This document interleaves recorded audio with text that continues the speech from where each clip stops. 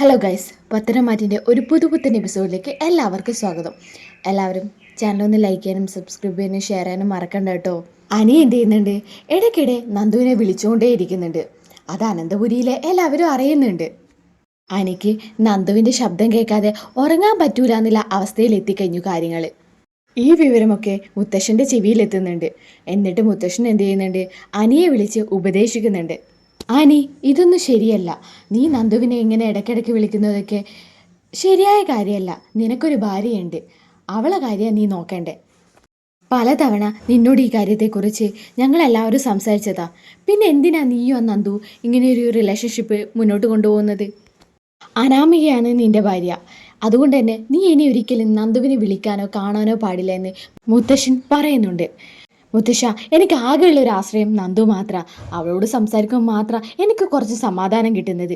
അനാമികയുടെ കൂടെ നിൽക്കുക എന്ന് പറയുന്ന കാര്യം പോലും എനിക്ക് ചിന്തിക്കാൻ പറ്റാത്തതാ എന്നും പറഞ്ഞ് അനി റൂമിലേക്ക് പോകുന്നുണ്ട് കേട്ടോ. എന്നിട്ട് ഉടൻ തന്നെ എന്ത് ചെയ്യുന്നുണ്ട്? നന്ദുവിനെ വിളിക്കുന്നുണ്ട്.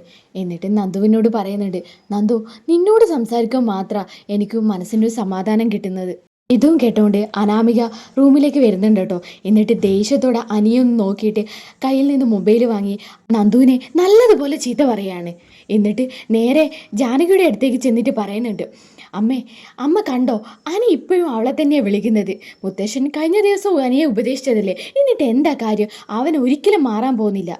ഇത് കേട്ടുടൻ തന്നെ ജാനകി അനിയുടെ അടുത്തേക്ക് ചെന്ന് അനിയുടെ മുഖത്തേക്ക് ഒരൊറ്റയടി. എന്നിട്ട് അവനോട് ദേഷ്യപ്പെട്ട് പറയാ, ഇനി മേലിൽ ഇത് ആവർത്തിച്ചാൽ.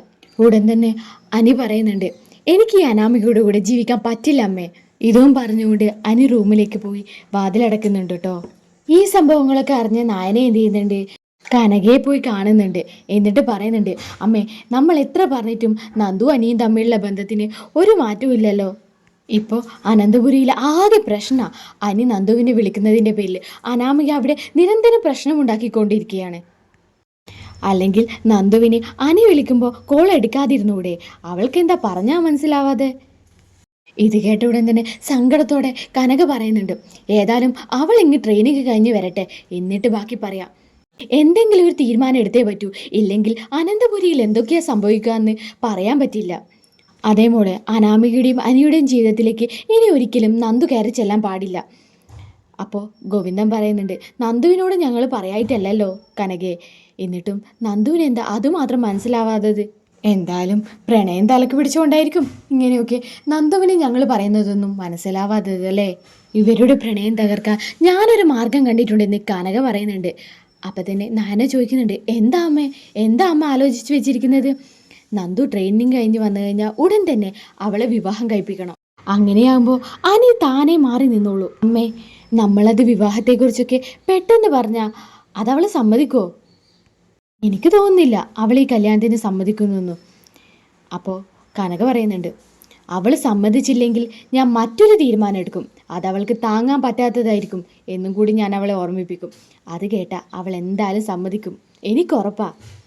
എന്തായാലും നന്ദൂട്ടനെ വന്നുടൻ തന്നെ കല്യാണത്തെ സമ്മതിപ്പിക്കണം. ഇല്ലെങ്കിൽ അനിയും അനാമികയും വേർപിരിയാൻ നന്ദു കാരണമാവും. അത് അനന്തപുരിക്കാർക്ക് താങ്ങാനാവാതെ വേദനയായിരിക്കും. കനകെ, നന്ദൂട്ടൻ ഇങ്ങോട്ട് വരട്ടെ, എന്നിട്ട് നമുക്കെല്ലാം തീരുമാനിക്കാം. അവളെ അഭിപ്രായം എടുക്കാതെ ഒന്നും നമുക്ക് ചെയ്യാൻ പറ്റില്ലല്ലോ. എങ്ങനെയെങ്കിലും നമുക്ക് അവളെ കൊണ്ട് സമ്മതിപ്പിക്കാം എന്ന് ഗോവിന്ദൻ പറയുന്നുണ്ട്.